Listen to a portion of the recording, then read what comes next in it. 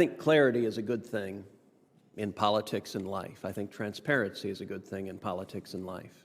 All of us, when we go back to our states, our constituents are interested in what we support and what we stand for. The question of the police, do we support the police or oppose the police? That has become an important political question back home. The debate over abolishing the police is sadly and astonishingly to me a real debate in today's Democratic Party, because there are multiple elected Democrats who vocally embrace abolishing the police. It's not just at the local level. It's not just the mayor of New York City. It's not just the mayor of Minneapolis. It's not just the mayor of Portland that advocate abolishing the police.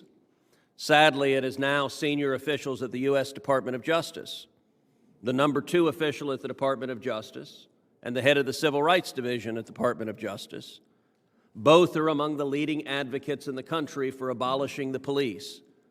Both, in writing, repeatedly and emphatically advocated for abolishing the police last year. 1 year ago, in writing, they advocated abolishing the police. Now, every Democratic member of this committee maintains, oh, no, I don't support abolishing the police. At the same time, every single Democrat in the United States Senate voted to confirm not 1, but 2 senior officials at the U.S. Department of Justice who are among the leading advocates of abolishing the police. And now we get a third time where, listen, our votes have consequences. By the way, I voted hell no on both of them because I think abolishing the police is insanity, and I'm emphatically against it. That's an easy vote, and I'm very comfortable telling the people of Texas why I cast that vote. Now we have the nomination of Ms. Rollins. I'll confess, a week ago I had no idea who Rachel Rollins was. I'd never heard of her, never encountered her. Then I looked at her record, and it takes your breath away. We're dealing with an individual nominated to be a U.S. attorney in Massachusetts who has been vocal and aggressive against prosecuting crime. Look, part of abolishing police is getting rid of the men and women in blue that keep us safe. Another part of abolishing police is telling prosecutors, you no longer prosecute crimes. We're not in the crime business anymore. In other words, we, the government, almost always, and in fact, I'll take out the almost always Democrats, say, given a choice between a violent criminal and an innocent citizen, we, the Democrats, choose the violent criminal. You may say, surely that is hyperbole. No one would be crazy for someone who meets that description to be the U.S. attorney. Well, let's look at her record. First of all, Ms. Rollins, in February, she was very candid that she came into the job of DA as a crusader. Here's what she said, quote, if you want to change the criminal legal system, become a prosecutor. Why? She explains why. Because you have, quote, the power to determine charges and what crimes to decline to prosecute. So that's what Ms. Rollins tells you matters about a prosecutor, the power to say, I won't prosecute these crimes. Well, surely she exercised it with reason and restraint. That's what our Democratic colleagues on this committee are suggesting. Well, let's look in writing, and I will say this document, it is entitled Appendix C, SCDAO, Declination and Diversion Policy. Boy, what an incredibly boring title designed to mask a horrific policy. I would encourage anyone, look, if you're watching this at home, and let's assume you have political leanings. You're a Republican, you're a Democrat. If you're a Republican, you're inclined to believe the Republicans on this. If you're a Democrat, you're inclined to believe the Democrats on this. Let me suggest something to you. Go read this document. I'll tweet out this document. Just read it. Read it yourself and then ask who's telling the truth. Because for all the Democrats saying, no. What do you mean she won't prosecute crimes? Let me read from the document she prepared.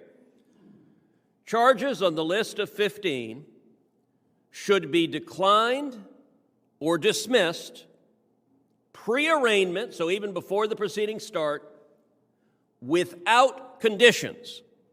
So we're not going to put any conditions on it. No matter what, just throw it out. We don't want to see these cases.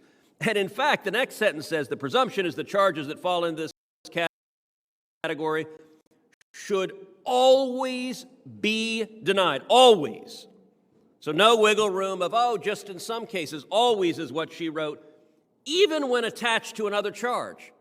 So if you have a multiple criminal, we just throw out these crimes. Basically, this is the prosecutor saying, I'm the legislature. Those pesky elected legislators that actually voted on the criminal code, I don't care what they say. I am erasing these crimes from the criminal code. Okay, let's see. Listen, there's some dumb laws.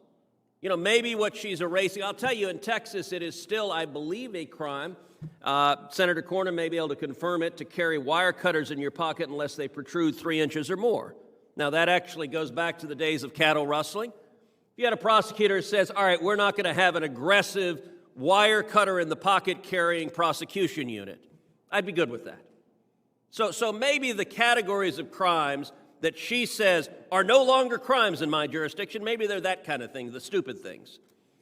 Well, let's start. What's the first one on the list? Trespass. Okay, I want everyone to think about this. And what's interesting is this is not just in red states.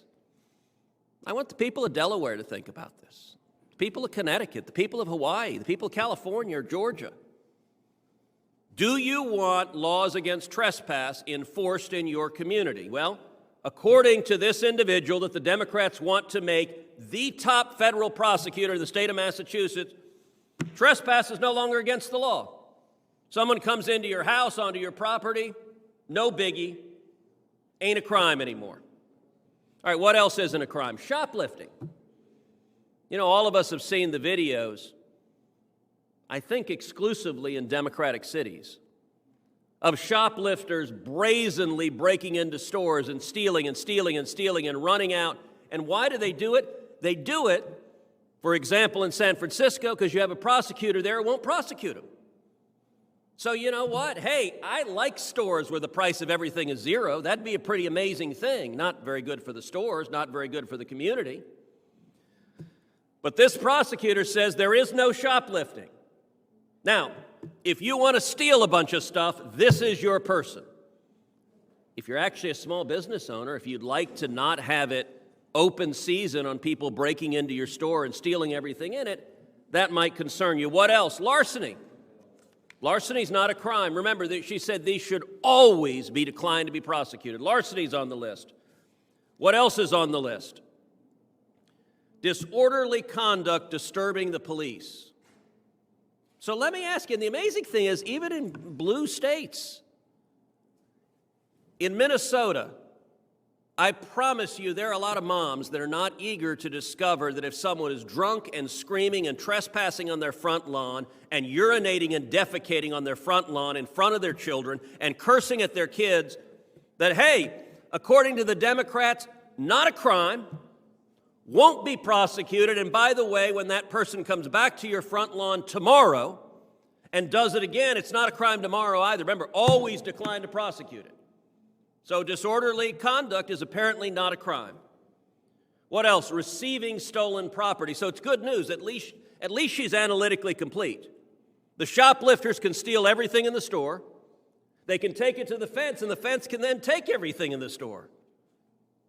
If you believe that theft doesn't matter, that's a great idea. If you believe in actually enforcing the law, that's insane. What else is not a crime under the lawless administration of this supposed district attorney? Driving with a suspended license. Well, listen, that sounds pretty mild. I mean, a suspended license, that's a technical thing, right? What's the most common area typically where people lose their license? For driving drunk. Where do you get your license suspended? When you drive drunk. So if driving with a suspended license is not a crime, then apparently it is open season for people who have had their license suspended because they're repeat drunks because they endanger the safety of innocent people, of children. They get in a car and drive, they get pulled over, you don't have a license. Hey, no problem, keep on driving. Let us know when you kill someone when you're drunk next time.